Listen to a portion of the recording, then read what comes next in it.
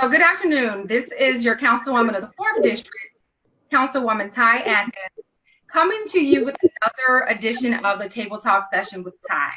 As you know, our Table Talk sessions are very informal. It gives our residents of the 4th District an opportunity to kind of engage with me directly, to get feedback on a topic of discussion that is normally something related to events or associations with something that's currently going on in our community, or anything related to conversation related to economic development of the city.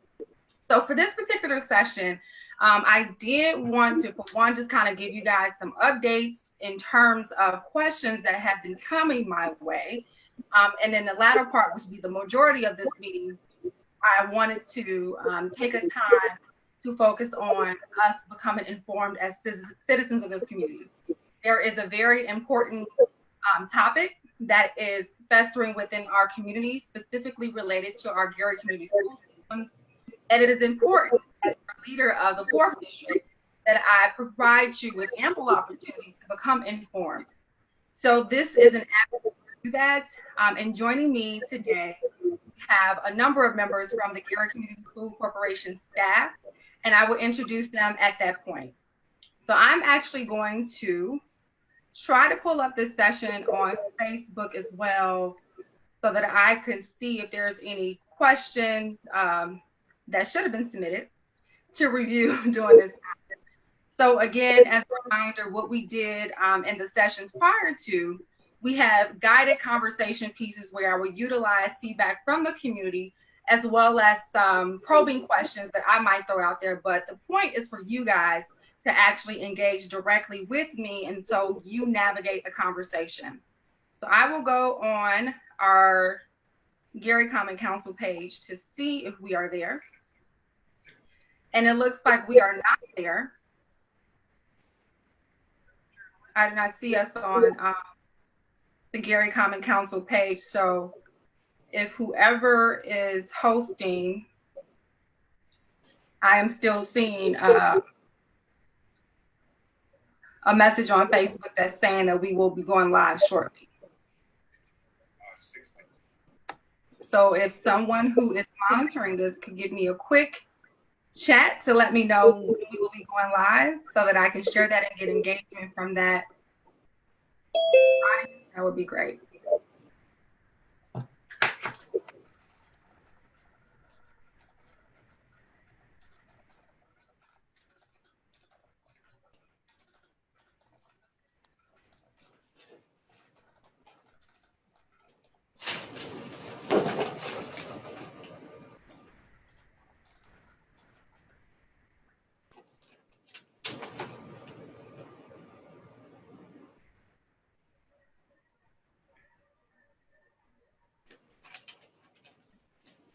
Michael or Trent, if you are hosting under Ms. Vanessa's login, I'm not sure if Ms. Vanessa is actually there, but can someone give me an update and unmute in terms of why we're not streaming live on Facebook?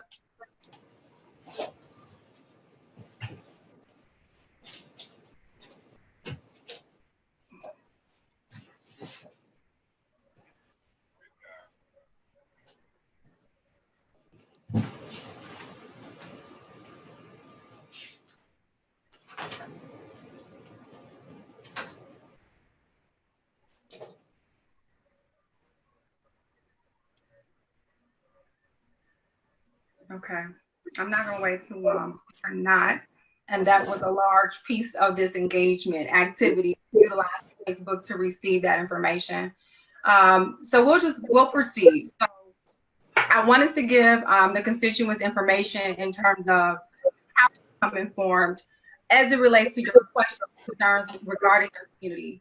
So for one, a large piece, majority of the calls that we get into the office related to elements for cleaning up particular streets, dumping, inquiries related to potholes being filled, and also with the recent storms, there was a lot of activity related to getting help or assistance, if you will, with getting those particular areas cleaned up.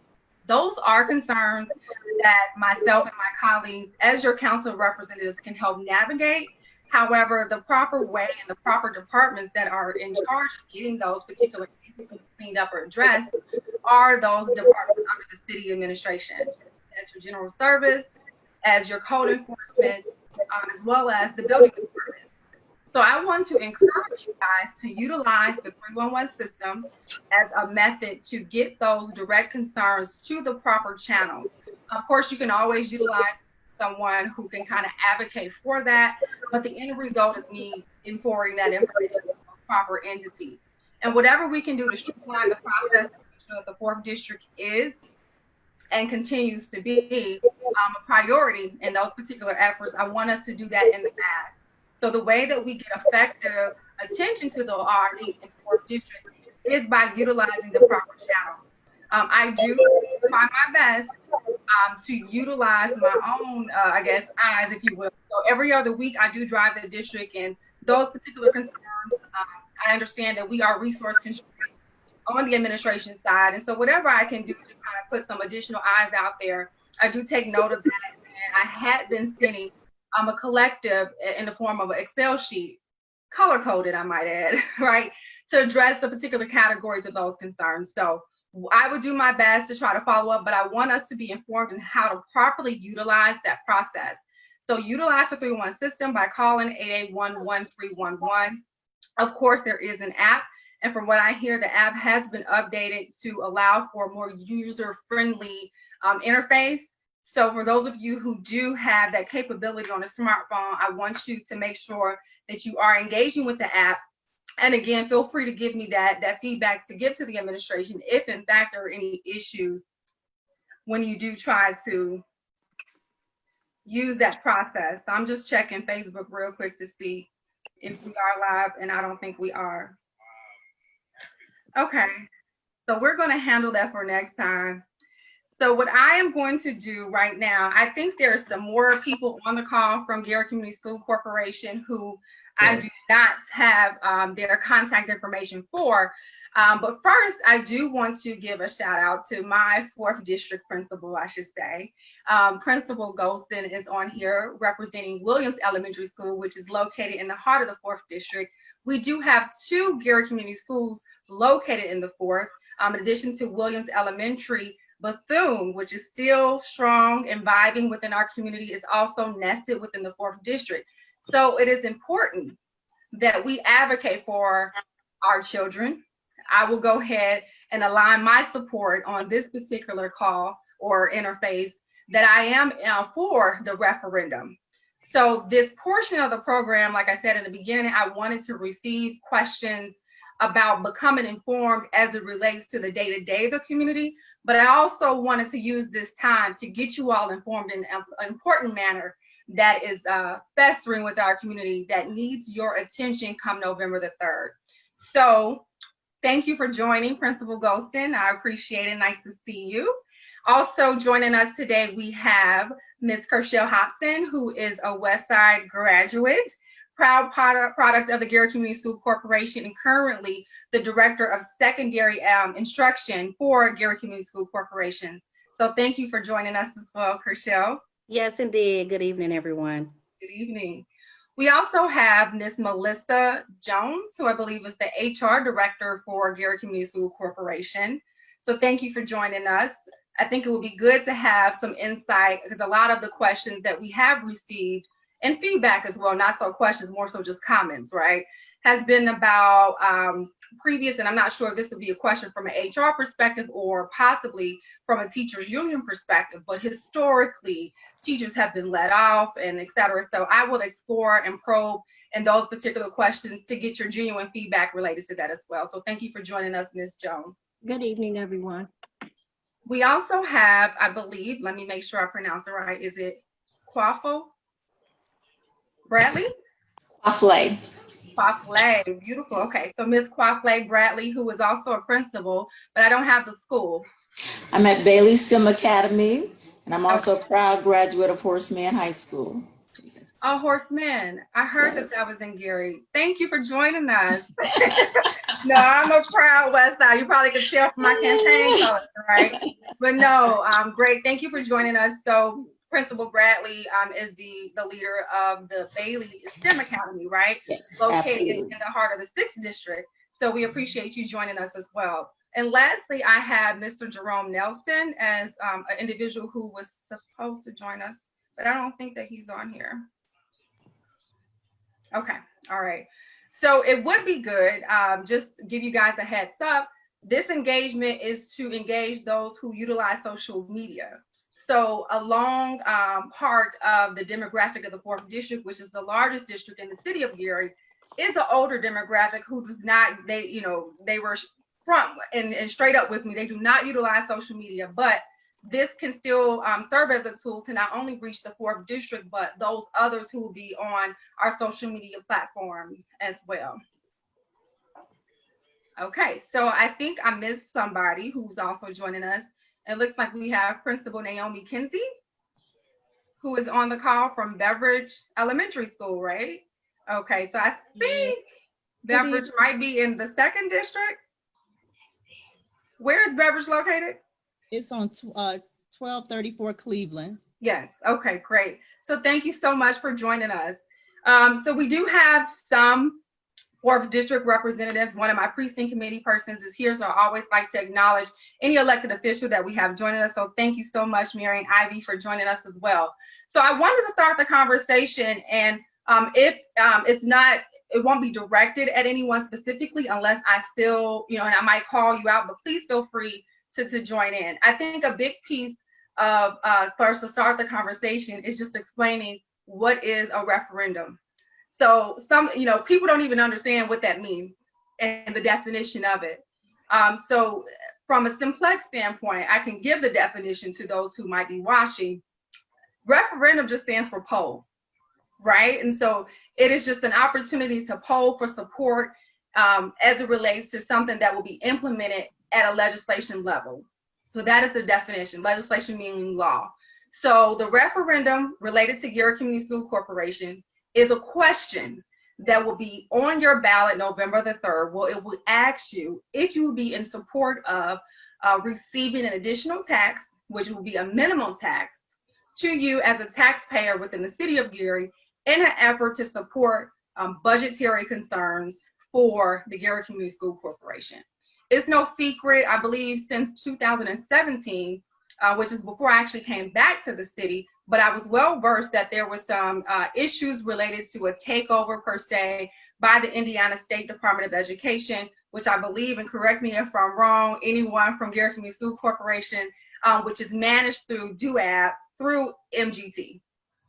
Okay, there we go. I see the head nod. So Correct. Yes. Okay.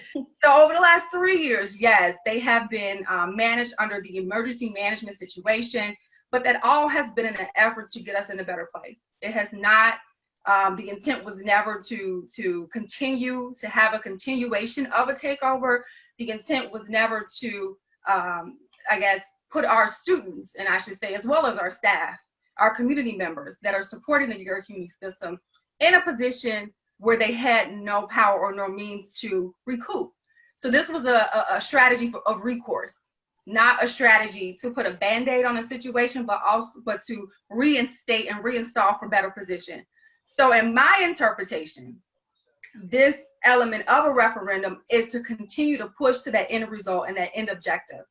So I wanted to kind of get an assessment. One thing that we've heard on the council floor is that this is an operational referendum. So it's to support operational infrastructure.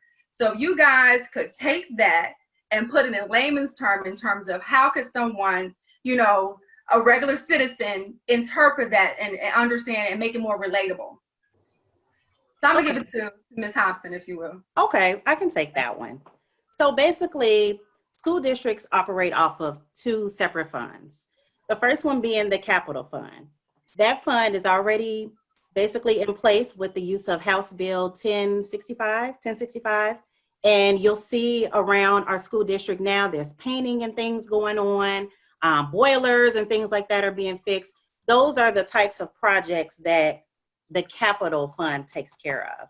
You made mention of the operational fund. So that's the second pot, if you will, of funds that school districts operate from. So from the operational fund, there comes your things such as teacher salaries and things, which is something that we're going to utilize those funds for. Is the first $1 million will go to teacher raises. The teachers in Garrett Community School Corporation haven't had a raise in the last 10, 12 years. Correct me if I'm wrong, Ms. Henderson from HR, but it's been about 10 or 12 years. Been about 12 years. She said about 12 years. So the referendum will cover things such as teacher raises, extracurricular opportunities, rigorous instruction, things like that for our school corporation. Does anyone else, I mean, I think that was a great overview, but if there's anything else that anyone else wants to add to that? Yes, if I may, the referendum will also help us with making 3 of our schools STEM academies. It will also help us have activities that we used to have, such as Spell Bowl, Science Bowl. Those extracurriculars we have not been able to have as of late due to the financial constraints of the district. So I wanted to save this particular part of the conversation later, but I think because I cannot get on Facebook to engage, we're just going to go with the flow. So I'm going to do this. So there is a piece of conversation within the community that just touched on to something that you just said, Ms. Henderson.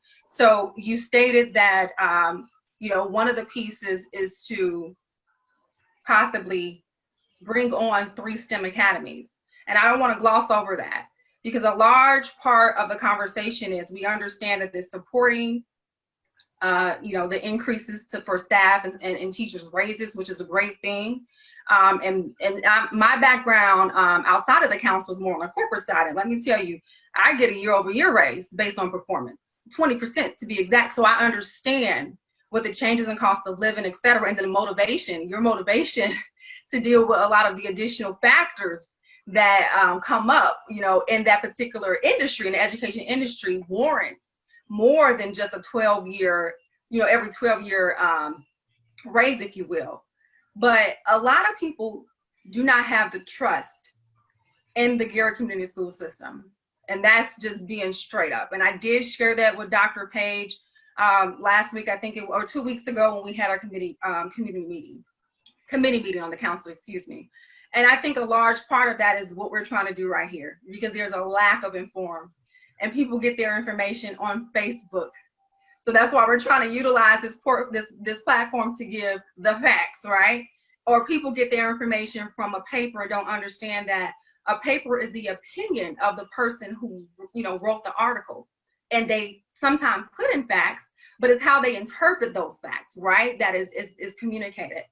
And so in addition to that, the lack of communication, the lack of understanding, how to interpret the facts and where to receive the actual information, they believe that the curriculum, even before we even got to this point 3 years ago for a takeover, the curriculum was struggling. And so I want to go in a little bit deeper in terms of the STEM academies, because that is a piece of that is addressing the curriculum aspect of it. Not fully, right? But I think that, in my opinion, and again, you all are definitely the experts, but if I was assessing a school system, and I know in terms of what the push is in industry and what our counterparts are doing in their other communities, I think Hammond has a strong STEM program at one of their schools that was actually turned into a STEM school, if I'm not mistaken, right? And so the push is for our engineers, our push is for us to have more coding, in terms of opportunities for these students once they leave the Garrett Community School System. So if you all can talk about that, the importance in terms of what portion of the funding will be allocated to curriculum changes. And if it's not the referendum portion, because I know that's specific to infrastructure, just let me know. I know that there are some things that was talked about briefly in the Path Forward plan that was more so objectives. So I think it's important for us to talk about those objectives outside of the referendum that also will have the opportunity to be addressed related to curriculum if in fact this is passed. Long segue, but you get what I'm saying? We gotta, you gotta get it in. So curriculum, the fact that even before we got to the funding issue, the debt issue, that people felt like the curriculum in the school system was struggling. So the assessment is, okay, if I pay as a property owner, to help debt, to help capital improvements, to put in extracurricular activities, which is nice. But if you're struggling on the curriculum side, how are you remaining competitive, period, right? So if you all, anyone would like to take that, and I think that might be a good conversation piece as well. Yes, indeed. And feel free to chime in, principals, Ms. Henderson, as well. So you mentioned the path forward, our 2-year plan that we have. And one of those areas, aside from academics is our focus, engagement, the fiscal, and then also operations. So we know, and you hit right on that the top 50 careers offhand are basically engineer focused. So we have to start pushing our students in that direction so that they can be competitive with the rest of the world, so that they can get out there, compete, and get the jobs and make a living for themselves. Our CTE program is going to be heading in that direction as well. We've added on some programs to CTE this year, one of them being aviation, to ensure that our students are able to be competitive in that area as well. So it's super important that we focus on increasing the rigor of our academics, just as the state has done with our state standards. So we have to be able to have the supplemental materials to ensure that our students receive that quality instruction. And I also want to speak to, if you don't mind, Councilwoman Tai, I also want to speak to when you made mention of the teacher raises. I want to talk a little bit why that's crucial. It's crucial simply because. I'm sorry, I didn't mean to cut you off. Could you explain CTE? Because you just mentioned that, and then yes. Can you also state if the CTE program is only for high school students, or is it offered at your middle school levels, et cetera? So our CTE program is our career and technical education program. It's one of our pathways to be able to earn a high school diploma. Over this past summer, we did offer a course to our 8th grade students as a summer course. It was called Preparing for College and Careers, to get them ready to go to high school, almost like a bridgeway for them, so that they know what's coming. So when you get to high school, it's not the first time that you hear about these things. So we're preparing them. So that's what CTE is. It's our Geary Area Career Center is where that programming is held. You had one other question. What was it? No, that was it. Okay. Yeah. Okay. So in addition to that, I believe I was talking about the teacher raises. We want to have for our students highly qualified educators.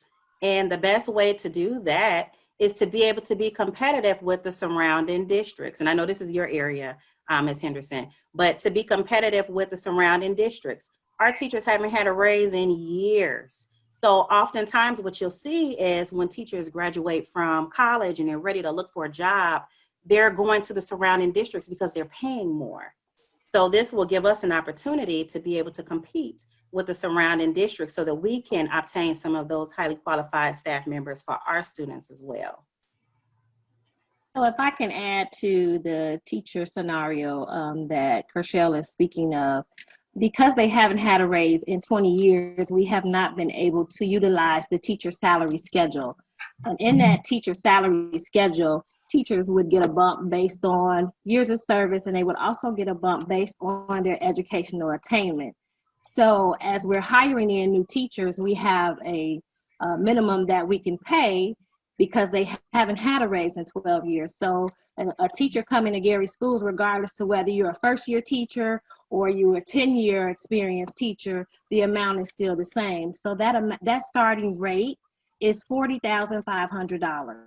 So if we want qualified teachers who have experience, we cannot get them at $40,500 because they can go up the street and get the amount that goes along with their experience, with their educational attainment. And the max we can give to a new teacher is $45,500. And so we always lose out in this area because we're trying to get those seasoned teachers, especially when we're trying to get math and science teachers. They look at us and say, I'm not coming there for $45,500, which is the most that we can offer them because our teachers have not had a raise in 12 years. So it makes it very difficult for us to put qualified teachers in front of our students because we can't compete with our surrounding school corporations. So giving the teachers this raise will help us utilize that salary schedule. So as we're attracting new teachers, we can have better offers for them and give them a reason to actually come to Gary Schools and bring some of the experience that they have, and they can help grow our programs because we have more talent housed in our district. Very good. I would like to get some engagement from some of the leaders of the schools. So if any of the principals would like to kind of engage, I think that if you can just, let's talk about your prospect in terms of curriculum changes. I think you all might have directly seen effects possibly related to a decrease in the retention rate with the competitive schools actually having some of the points that Ms. Hobson and then Ms. Henderson actually spoke of, more competitive rates. So possibly a decline in your staffing at the actual schools itself.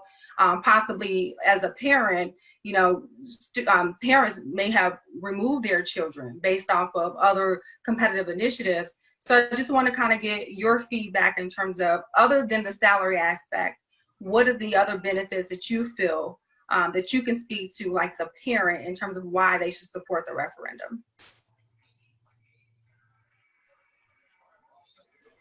Well, when we think about what makes teachers want to come to this district, we talked about the compensation, but I think we also need to refer or think about the retention. What is going to make a teacher stay? When we have the funds to put into teacher preparation, the training that goes along with what is going to build the capacity of the teacher, what is going to make a strong teacher, because the capacity of the teacher is going to have the direct impact on how well the student is going to do. So not only are we investing, is this referendum going to allow us to invest in the future of our students, but it's also going to allow us to invest in our teachers. When we think about what makes them stay, again, what I do within our class, and I'm sure the other principals will say as well, we talk to our teachers about setting goals.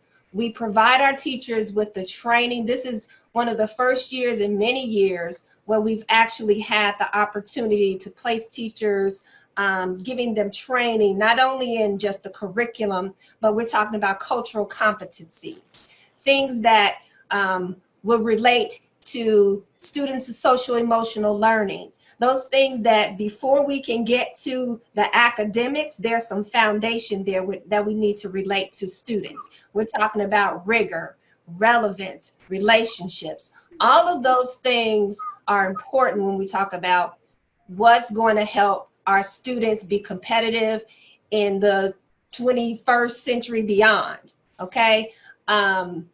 So I would just say we are on the right track. What's on the ballot this year is the future of Gary students, the future of our teachers, because I think everybody can think about the impact or what has changed the trajectory of your lives, right? There's always been some adult, whether it's a coach, a mentor, or a teacher. Teachers are so vital right now. And in this virtual world, okay, it's different, it's difficult, but they're doing a tremendous job of building those relationships, of supporting the students, the families, and the more we can do to invest in our teachers, in our students, again, it's the future. The future is on the ballot this year. Principal Bradley, did you want to add anything? I'm just going to talk about the STEM part of it with my background in science and understanding how STEM is so necessary for our students, regardless of the career track that they take in life. Because what STEM does, it provides an opportunity for students to do more critical thinking. They have some more intrinsic learning, and they set their own growth mindset, which is so important for our young people today. So, in having STEM education going on with our students, it gives us the opportunity to direct them in the path that they want to go. They figure it out. They're exploring when they take STEM education. They have problem-solving lessons when they do STEM education. So supporting this referendum would bring more of that into the district, which will make our students competitive in the 21st century and beyond. So it's definitely a need, and it's something that I work with my teachers and my students with every day. We have some talented teachers. We want them to stay. So being able to keep them in this district is also very important to us, especially when we talk about STEM education. And I'm gonna pull Principal Kinsey in as well.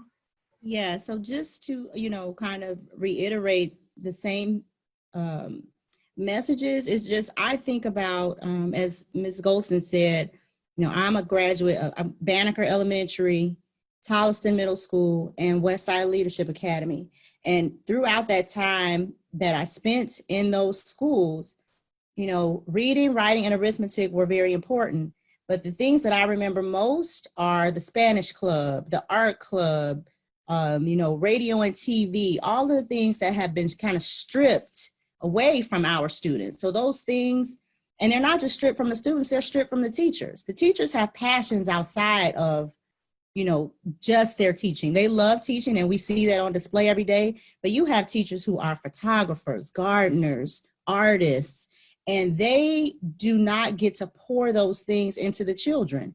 And so our kids are missing out. When you look at these other districts, you can compare their course catalogs right online and see the offerings that other schools have that we just don't, because we don't have the money. And I am so, on board with Ms. Golston. It's about the future. Everything that happened before, I can't speak to that. But right now, what our children need and what our teachers need is for us to look forward. And I just hope and pray that this is something that, our districts around the entire, Gary will really, really think about when they go into that ballot box. So there's a question in the chat, but I just want to say this as well. So like you, Principal Kinsey, I did go to Banneker as well as Tolliston and Westside. I was a part of the Gifted and Talented program in all of those schools. But I went to Williams too. I started there, okay?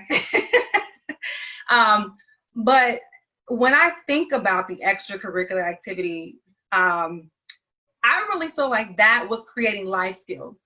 And I think that is important for life skills to be incorporated into the overall curriculum of today's student. Right. I think with the difference in terms of what they deal with compared to my generation and our generations, it is night and day. So anything that you can help to develop the leadership, like for example, and develop a sense of responsibility.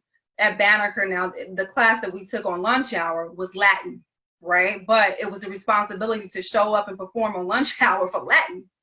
Crazy. I don't know if that even still exists within the school system. We also took violin on lunch hour, but it was exciting, and it was, having that responsibility as a young student that kind of led you to understand what responsibility is and to show up for it as well. So I agree with that, and I understand it. One of the questions that we have on Facebook is questioning, I guess, the involvement related to the PTA. So is there a current PTA? If so, this question is more so geared towards them being able to utilize their network to solicit extra funds, I guess, to support those extracurricular activities. I have a response for that, but I want to leave it to the experts, as you all deal day to day with the parents and students. So can you kind of give some feedback to that inquiry? So the question is, what about the PTA? Are they involved? Are they doing anything to help solicit support, specifically only speaking to the extracurricular activities that this referendum will help support as well? And is it enough? I mean, I feel, is it whatever the parents can do, is it enough? So I have an opinion about that, but I'm gonna let you guys go first. I'm gonna give it to you, Principal. Okay.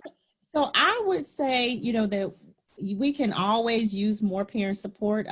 Right now at Beveridge, we are, one of our targets, one of our pillars with social emotional learning is really getting a robust parent organization off the ground. And so we have at each school a parent or family liaison. And so we're working, in concert with that individual at our school to really grow our parent and teacher organization. But, it's a task, it's a heavy lift to get our parents, especially with, COVID going on. It's really hard, to make those connections, which are those relationships that everybody's talking about.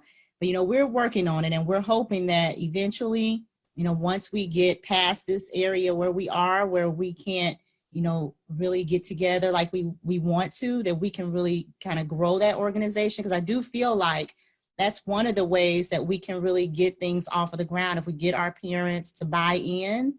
But I will say, I do think that even though virtual learning does seem to kind of pull us apart, it's, a lot of parents that I had not spoken to before, I've spoken to them several times. I've done a home visit. And so even though it does seem a little disconnected, there are relationships being built, and the hope is to build off of that after this virus has left us and we come back into the traditional setting. Okay, thank you for that. Anyone else want to address that question or topic?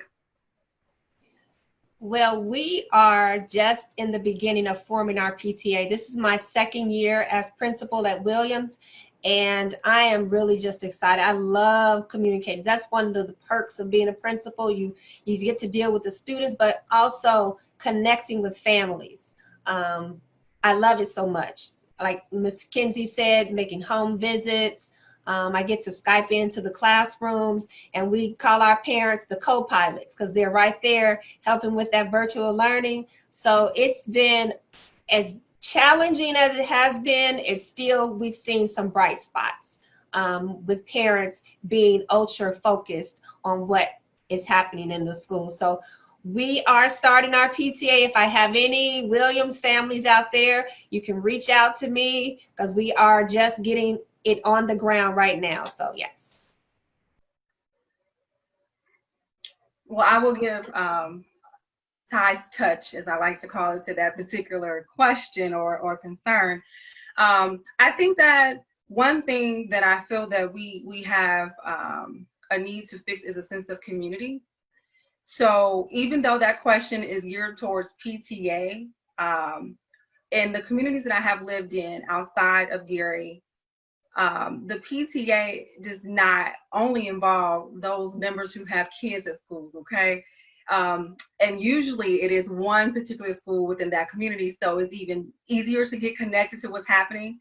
They utilize the network of the community to do what's needed for the kids. And so it should not be on one entity.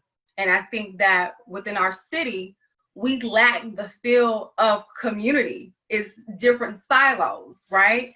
The council, how often does the council engage with the Gary Community School Corporation?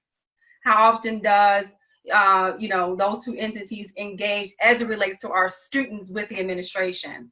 I think that there's disconnects. And I see the referendum as an opportunity to address those disconnects. This is one opportunity for the community to show up on one accord and say, okay, as Principal Golston said, this is a question about our future.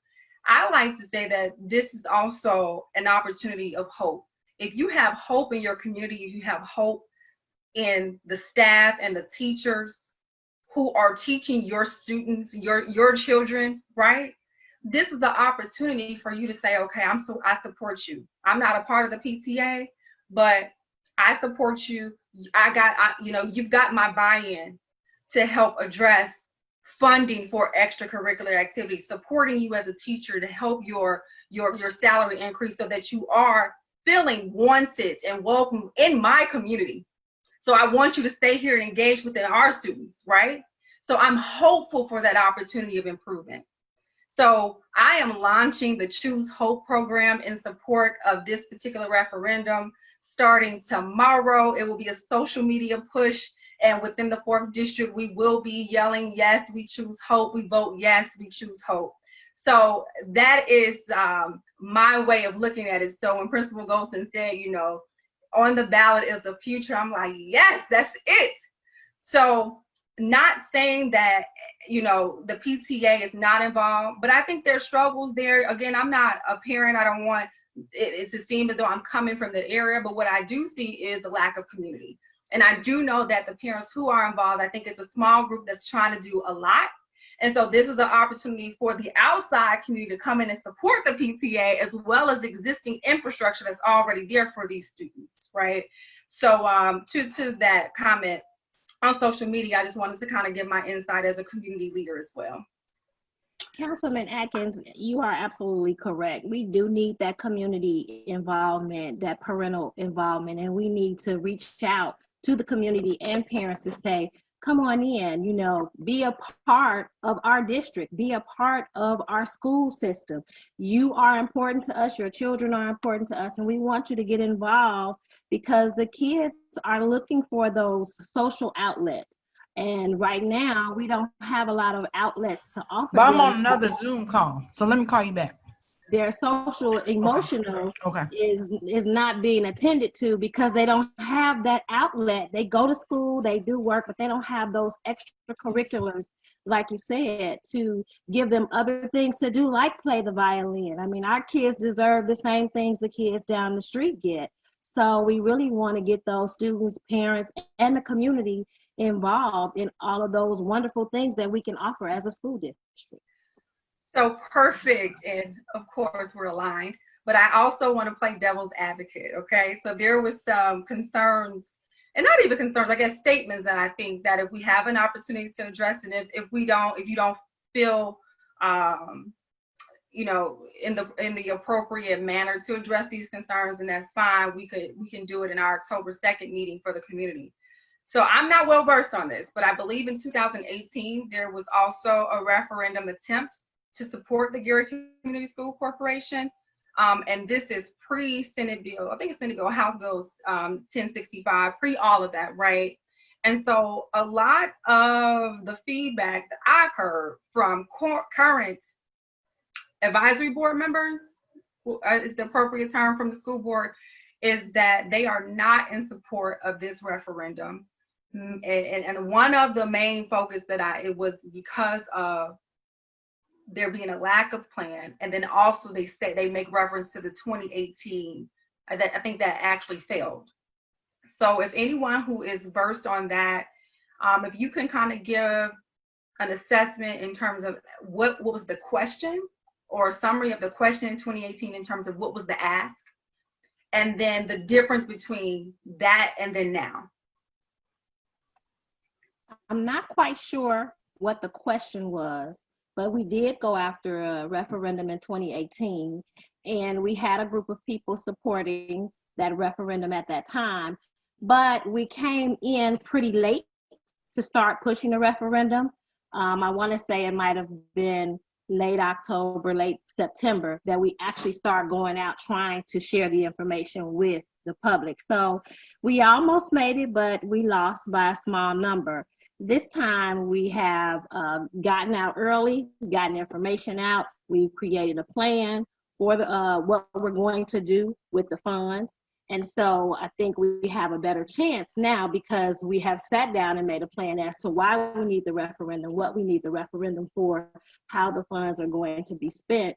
When the last time we did it, the plan, I can't say there wasn't a plan, but we didn't take a lot of time to communicate what that plan was to the community. Does anybody else want to chime in on that? We're good. Okay. Yes. Oh, okay. Hey, Miss Carter, how are you? Hello. How are you all? Okay.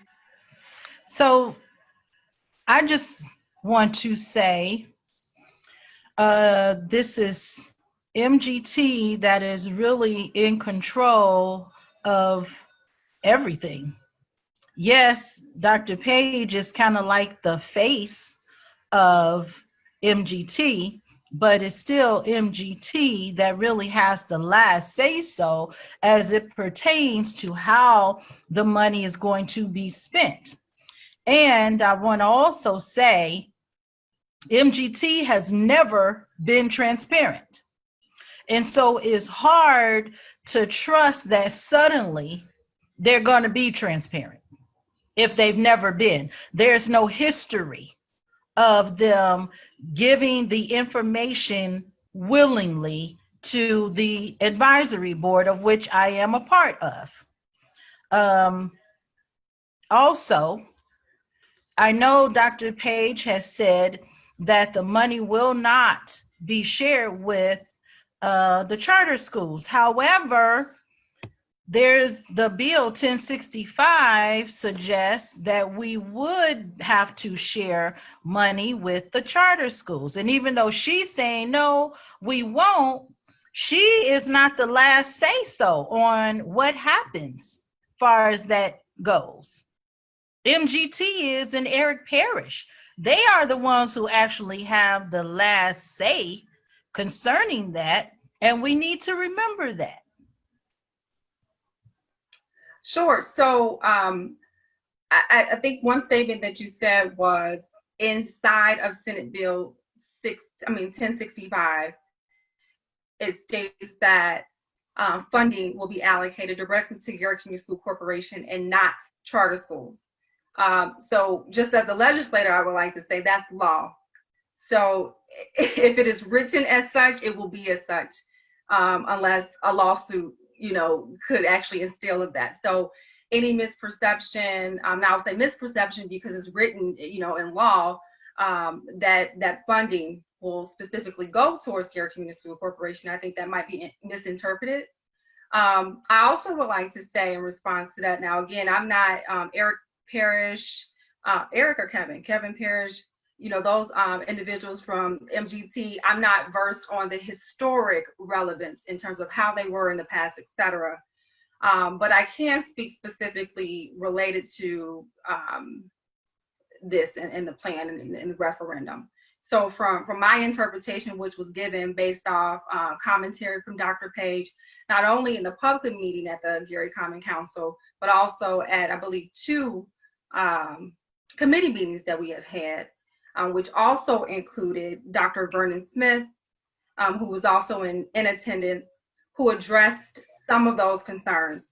And again, I could get some of this information for you after this call, Ms. Carter. And also on October the 2nd, I will be inviting Dr. Vernon Smith to come, because one of the things he did show us was the actual records from MGT.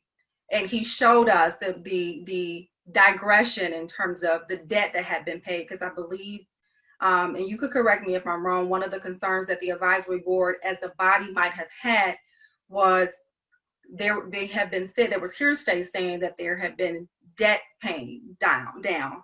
And I think there was confusion in terms of what that balance should be today versus, what they have shown. And the actual record that Dr. Smith pulled up that he received from MGT, it did in fact show strong progression in terms of that debt, if you will, being paid down. I do know that received from MGT. I believe, do not quote me, but he had, I want to say. No, I saw it. I saw the documentation. But if you go to Gateway, it still shows that it's more than 79,000. I don't know what, I don't know where MGT pulled that information, but when you go to Gateway yourself and you look at the debt, it still shows an excessive amount. I think, okay, I'll note that, but I think that we should also understand the frequency that Gateway is updated. I don't think it's updated day to day. I think it might be a different reporting structure. And then I could actually, go back to Dr. Smith as well to confirm if in fact is, when that update will be reflected. Because I would think that he wouldn't have showed any information unless it was, adequate and accurate, if you will, related to the council on that. You are correct, Councilwoman Ty Atkins. Also, our annual debt has gone from 22 million to 6 million. So we are headed in the right direction, and the referendum is only going to help the kids of Gary. and so that we can get that budget balanced. And also, Ms. Carter, I did ask the question because Ms. Carter is a resident of the 4th District. So I did want to let her know. I did ask the question to Dr. Paige McNulty in our, probably, I think it was the committee meeting, just to confirm the funding for the referendum only, and I'm only speaking about that, if that will be used for payment. And so the response was no. You know, the referendum itself is operational to help with those elements under the operational budget, not to be deviated towards the debt. I believe for I think it's called the common loan. It might be wrong, Christian. I tried to look at Common school loan. Yes, okay. I tried to pull the records earlier today, y'all. So, you know, that was a concern of mine in terms of, you know, just assessing my support level, making sure that community members are you're asking for support, but it's actually going to infrastructure, it's going to improve the livelihood of the student and not, in a sense, debt that was accumulated, you know what I mean, not for support of them. And so that was a push for me, understanding that. And once I got confirmation, I felt extremely comfortable with proceeding in support of the referendum. So I will take those additional concerns and make sure that we address those. And like I said, Dr. McNulty, will be at our community meeting, which will be the last one for the year on October the 2nd. And that's a Friday, and it will take place at the Railcats. So the Railcats will be hosting us that day. Councilwoman Atkins, if I can just verify, as you said, the referendum is operational. House Bill 1065 is separate from the referendum. Right. So just wanted to make that clear that those are two different entities. Two different entities, and they also address two different paths in terms of what's needed to get this community system back in reconciliation efforts, right? Back in good standing. 1065 is capital improvement. So roofs, boilers, that's what 1065 covers. And if I'm not mistaken, I know one of the concerns the community had was the existing real estate that is on the books for Gary Community School Corporation, the vacant buildings, and what's the plan for that? Making sure that they are not as accessible. You know, we had an incident last year, I believe, at Norton School that, you know, is a strong concern within this community. Not only the buildings, but, you know, from a city perspective, we also have the blight in the homes that are also unsafe. So that was a strong concern in terms of what avenue will be taken to address that. Dr. Paige did address it. I believe the funding from 1065 will help address the what's the word I'm searching for? It wasn't to address like the disperse of those vacant buildings, but I think it was to help secure them. And I know that those buildings are still available for sale, and that they have a strong initiative for identifying ample and responsible, which is the key word as well, buyers for those particular properties. And I know the first attempt, someone asked like, well, wasn't it, RFQ open a couple of months ago or sometime last year related to those properties? And it was. And the reason why you probably have not seen a lot of action related to that is because those were not viable bids. And viable meaning realistic, just to keep it real. You know, those bids was coming in at $5, $1,000 for buildings whose assessed value is a lot higher. And again, we do want to make sure that those are secure. And that's something that, within my district specifically, I'll make sure that we stay aligned in terms of what's happening with that. And I believe the funding that is allocated under the 1065 bill will help support that particular initiative. And if I'm wrong, ladies, let me know. Because that is a major piece, in terms of what has not been done, and what will be done. I would say this too, and the last thing that I want to take, because it's already 7 o'clock, I know I started late, but a last piece I wanted to talk about is plan. But I would say this before we get into plan. As a community, we have to stop looking at the past. We have to have confidence in the leaders that are in position to lead.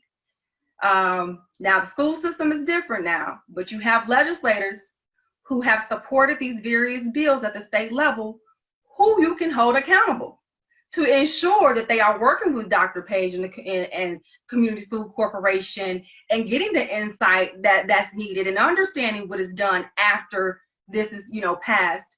You have community members that have a duty to you as a citizen that you voted for. If you didn't vote for, they represent you, okay? To ensure that they are giving you feedback. And if that's you requesting them having their own community forum, they should be able to do that. If your state legislators are partnering with your city legislators, because myself and some of my other colleagues, that we do have frequent events, please make sure that you are suggesting that and making sure that it's happening. You have to make sure that you hold your community leaders accountable, period. So I want to stress that. I know the situation with Garrett Community School Corporation is a little bit sticky because of the MGT involvement, because of DUAB, right? Because of Indiana State Board of Education. I get that, but you also, again, has your state legislature who should be advocating and have a direct line to those parties for your voice as well. The last piece I wanted to talk about for the next maybe 4 minutes is a plan.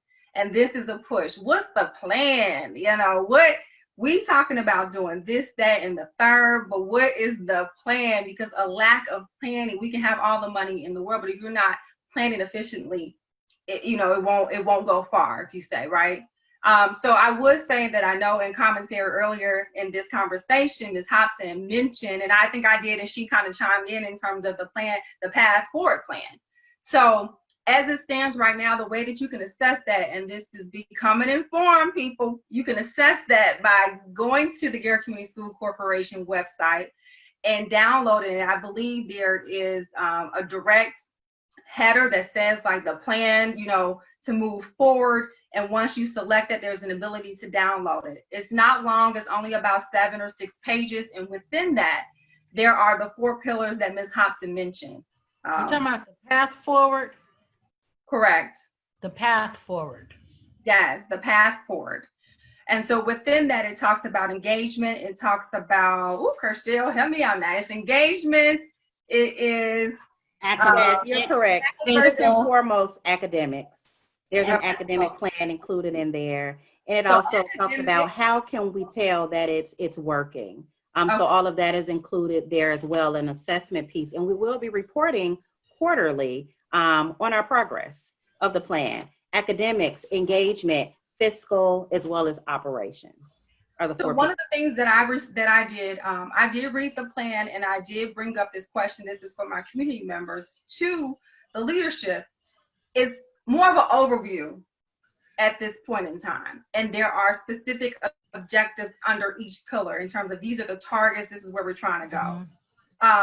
But in my experience, to have an effective plan in terms of being able to measure the effectiveness, you need to have SMART goals. You need to be able to define, for example, one of them under academics, it states that one of the objectives is to increase the 5-year graduation rate.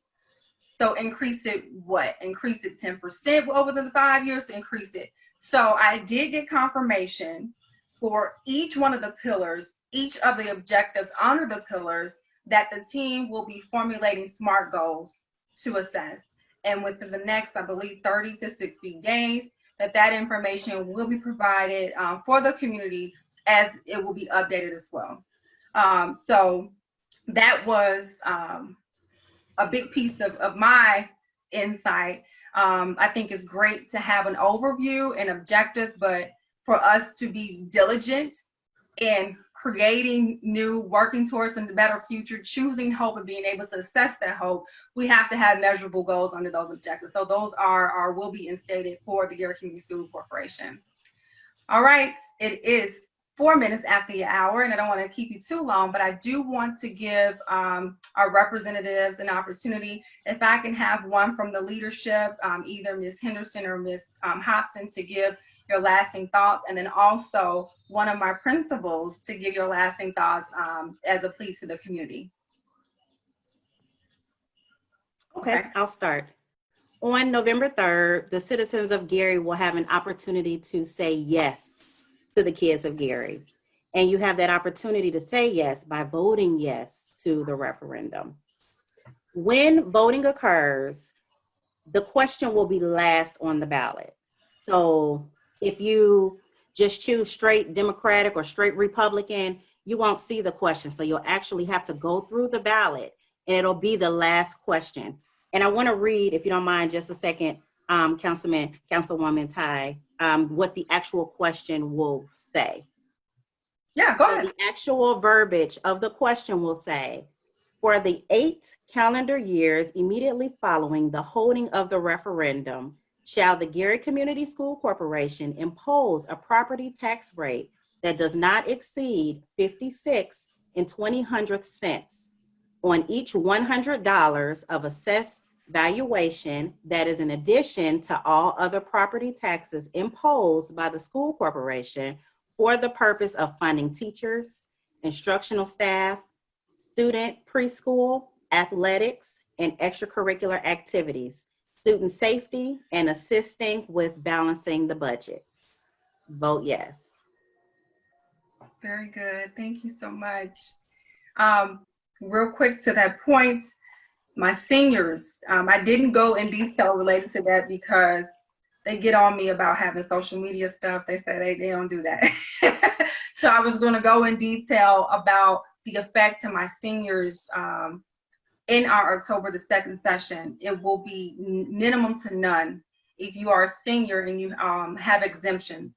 So there is a way for you to check that out. Actually, we'll do a robocall and give you guys that information and how you can go online, or if you need my help as a senior, I would do that for you, and we can walk through it to kind of give you an idea in terms of what impact, if any, would be affected towards you as a paying property tax citizen within this community.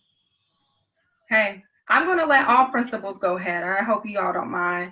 Councilwoman, can I just add something? Sure, absolutely. I know that a lot of people are frustrated with MGT, and another contract has been signed for 2 years with MGT. But I want the community to think about this. So MGT has 2 more years with the district, and then community control is supposed to be given back. So if the control is given back in 2 years and there is no money, who is going to want to take over the helm of the school district that has no funds for it? So we gotta get things back together so we can get it back as a community. And as a community, do we want it back at zero where we have to build it from the ground up? Or do we want to have something to work with when we get the district back so we can move forward and provide the things that our students need and our community actually need? Thank you for sharing that. Principal Golston? Thank you for this opportunity. If I could just speak candidly, I've been an educator in the Gary schools for over 20 years. I have seen the ebbs and flows, the ups and downs of everything, and I've still remained here. I choose to be here. This is where I was educated. I was raised in Gary. This is, as I've said before, my education here changed the trajectory of my life. And as an educator, I've seen my teachers, they invest their time, they invest their talent, they invest their treasure as well. And I just think this is an opportunity for the citizens of Gary to do the same. We talked about community. We need people to come into the schools. We need time. We need talent. And we also have an opportunity to invest our treasure in our future.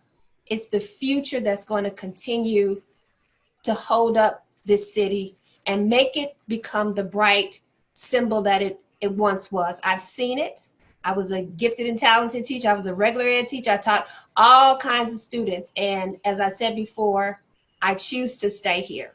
I choose to be an administrator in Gary. I was a teacher for over 20 years. So again, it's about an investment. And this is a great opportunity that we have right now, November 3rd. Very good. I'm going to go in order as I see you. So Principal Bradley. I'm going to be brief because I have people working in my house and the noise is crazy. But I agree totally with Golston. The children are our future. I see this as investing in our future. And although I've been in education over 20 years, I've been in and out of Gary. And every time I come back, people say, why do you come back? And I say, because it's home. This is my home. This is where I was raised. This is where I went to school. So I come back to share my gifts and whatever I have with the students that I work for. So I'm fully invested, and I just encourage everybody to please vote yes so we can build up our communities and have them look the way they did many years ago. Thank you for that. Principal Kinsey? So I probably won't say anything that hasn't already been said, but I really feel like it is an opportunity to rebuild the village. Our students and our teachers are facing, and just like the community is facing, some things that they have never ever faced before. And so it's going to take us to do something that we've never done before. And, social emotional learning is something that a lot of people, that's new to a lot of us. But in order for our students to really, really reach the heights that we want them to reach, we have to invest the resources in the village. And so that means, reading, writing, math, and test scores are very, very important. But if we don't take care of making sure that they feel safe, they feel supported, and that the they is the students and those parents. And with this referendum, I think we can make the investments to make that happen. We do it every day, scraping by with nothing. And so if we were to be blessed with the community to really, really, give us this chance, I think they will see the fruits of their investment very, very soon. And so I encourage you all to vote yes. And, I hope to have an opportunity to talk to you again before, you make that choice, just to implore you again, rebuild the village. Thank you for that. So this is my last thought. Our city has been in a state of emergency for far too long, true state of emergency. And there is no real prospect for growth, even outside of thinking about education itself. When you want the city to progress, there is no economic development without a strong education system and public safety. And so this is a big piece of that equation. So the time for our community to stand up, come together, and to work to save our school district is now. This is the opportunity to start community, to work together to improve the lives of our children. So that is why I am choosing yes to support the referendum, and also choosing yes to support our future. So the hope for Gary, it really stands with this. This is a start. This is a part of that equation. So as I said earlier in conversation, I hope that you stand in solidarity with me to choose hope and vote yes November 3rd. I do, like for my community members to trust me as your leader and know that I do as best as I can to get well versed before I take a stance on something, so that you can feel committed in my integrity in terms of my stance. But I also want to give you guys an opportunity to ask any questions and fulfill any feelings of doubt that you might have. So I'm going to invite you all to join me on October the 2nd, where we will bring in some of those state legislators who have that direct connection. It can kind of give us some insight on what could be perceived as the failure of leadership with MGT within our community. And we can also, you can get more confidence for your understanding in terms of how we will manage that relationship going forward to ensure the integrity of those funds will be used for our children. I have no doubt. I definitely, stand in alignment with these leaders who are on the call with me today.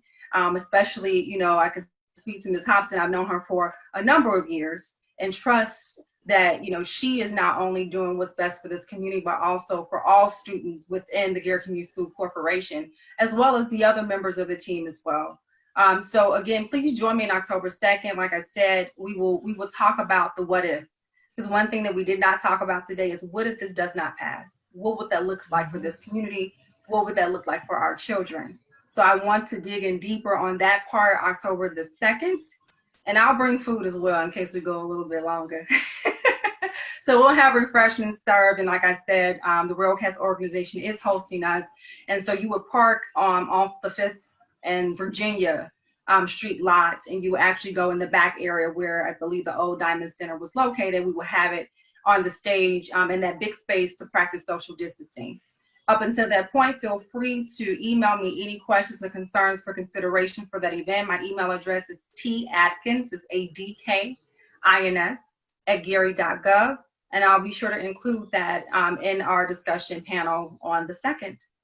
All right, thank you, everybody. I want to thank each and one of the members of the Gary Community School Corporation for joining me this evening. Definitely want to thank Ms. Carter, who is a representative on the Gary School Advisory Board, I believe is the right way to say it now, Yes. right?